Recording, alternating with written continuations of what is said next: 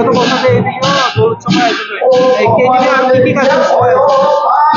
আসলে শ্ৰী শ্ৰী কিলাবাৰী বুঢ়াগোহাঁই দেৱালয় সত্ৰৰ এই দৌল উৎসৱটি প্ৰধান বছৰেকীয়া বাৰ্ষিক পূজা হয় আৰু এই বাৰ্ষিক পূজাটি আমি 3 দিনৰ কাৰ্যসূচী হাতত লৈ পেলাই এটা যোৱাকালি আজি আৰু অহাকালিলৈকে এই 3 দিনীয়া কাৰ্যসূচী লৈ পেলাই আমি এই দৌল উৎসৱটি উদযাপন কৰোঁ আৰু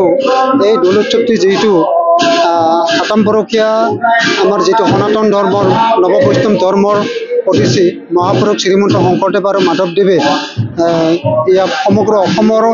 লগতে বিশ্ব দৰবাৰত সনাতন ধৰ্ম নৱবৈষ্ণৱ ধৰ্ম প্ৰচাৰৰ কাৰণে যেহেতু তেখেতসকলে আহুপুৰুষাৰ্থ চেষ্টা কৰিছিলে আৰু সেইটোৰ কাৰণে আমি বৰপেটা বা মাজুলীৰ লগত সংগতি ৰাখি একেলগে আজি এই দৌল উৎসৱৰ দিনটো আমি 3 দিনীয়াকৈ এই কাৰ্যসূচী উদযাপন কৰোঁ যোৱাকালি আছিল আমাৰ প্ৰথম দিনৰ কাৰ্যসূচী আপোনালোকে জানে যে দৌল উৎসৱৰ আমি মূল প্ৰৱেশদ্বাৰত আমি বন্তি প্ৰজ্বলন কৰোঁ আৰু দ্বিতীয়তে দৌল উৎসৱৰ যি দৌল উৎসৱ মানে উদ্ভাৱন কৰা হয় মানে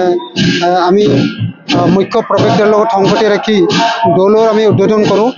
ইয়াৰ লগত আৰু বিভিন্ন অনুষ্ঠানত আমি যোৱাকালি উদ্বোধন কৰাৰ পিছত এটা ধৰ্মীয় এটা সাংস্কৃতিক শোভাযাত্ৰা হয় আৰু এই সাংস্কৃতিক শোভাযাত্ৰাখনৰ উদ্দেশ্য হৈছে যে এই অঞ্চলৰ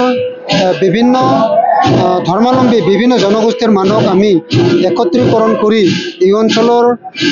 সকলোৱে মিলিজুলি যাতে আমি এখন সুস্থ সমাজ কৰিব পাৰোঁ তাৰ উদ্দেশ্য লগত ৰাখি আৰু আমি প্ৰভু শ্ৰীকৃষ্ণৰ সেৱাৰ অৰ্থে মহাপুৰুষ শংকৰদেৱে সৃষ্টি কৰি যোৱা এই ধৰ্মক আমি মানুহৰ মাজত প্ৰচাৰ কৰাৰ উদ্দেশ্যে আমি এই ধৰ্মটি প্ৰথম দিনৰ পৰাই এই কাৰ্যসূচী আমি বিভিন্ন কাৰ্যসূচী হাতত লওঁ শেষত আমাৰ দ্বিতীয় দিনৰ কাৰ্যসূচী যেনে ধৰক শোভাযাত্ৰাৰ পিছত আমি এখন প্ৰত্যেক বছৰে এখন আলোচনী ধৰ্মপুথি এখন আমি উদ্ভাৱন কৰোঁ আৰু এই ধৰ্মপুথিখন আমি ইয়াত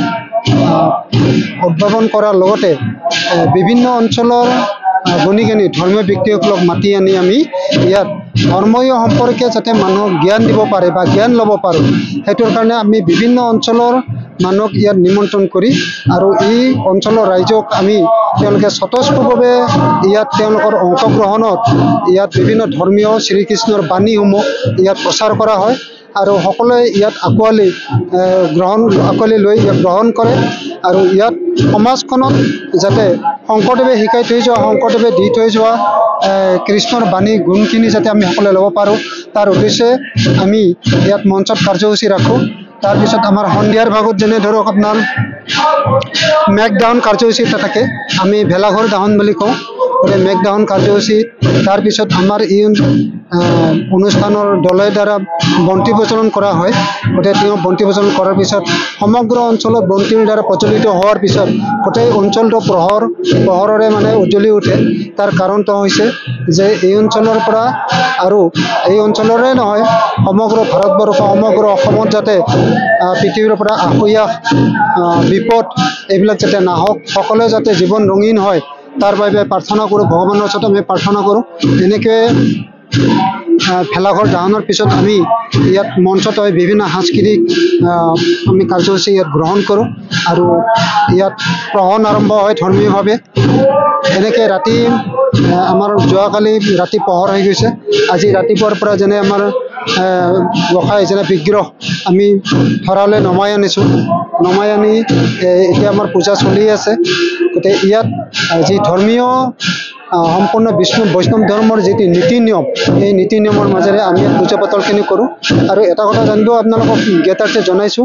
যে ইয়াত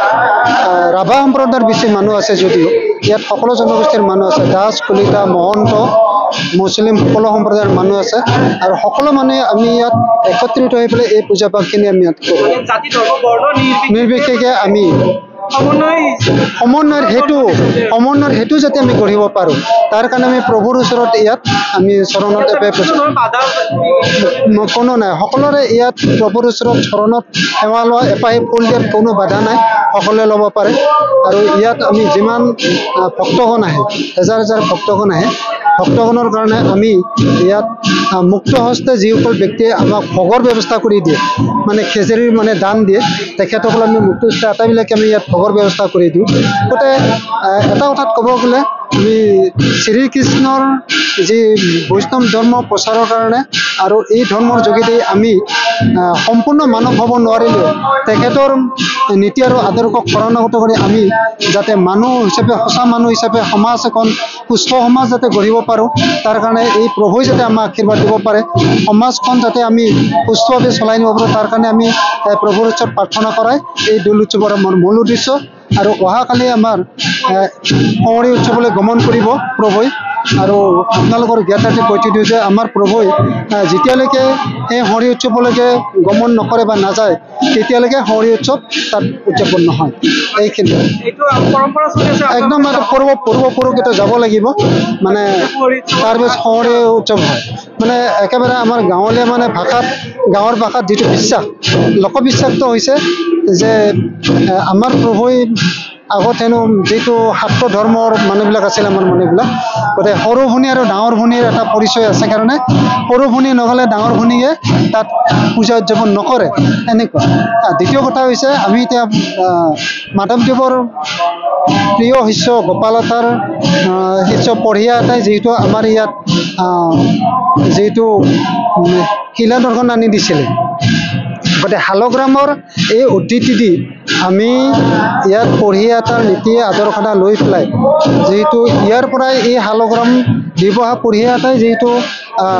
সংহৰি উৎসৱ যোৱা যিখিনি ঠাইত আছিলে তাতেই যিহেতু তেওঁলোকে গৈ পেলাই এই ধৰ্ম প্ৰচাৰ কৰিছিলে আৰু সেইটোৰ কাৰণে ইয়াত এটা সামঞ্জস্য আছে